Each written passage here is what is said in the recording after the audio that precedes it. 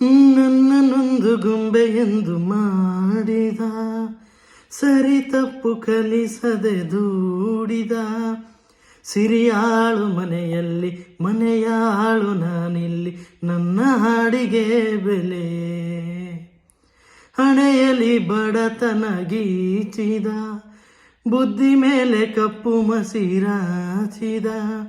ಎಲೆ ಹಾಕಿ ತೆಗೆಯೋನು, ಹಸು ಎಮ್ಮೆ ಮೇಸೋನು, ಸೋಪಾನ ಕೇಸರಿ. ഇരുളಲ್ಲಿ ಬರಿಬಾವಿ ನೋಡಿದೆ, ಹಗಲಲ್ಲಿ ಹಾರೆಂದರೆ ಹಾರಿದೆ.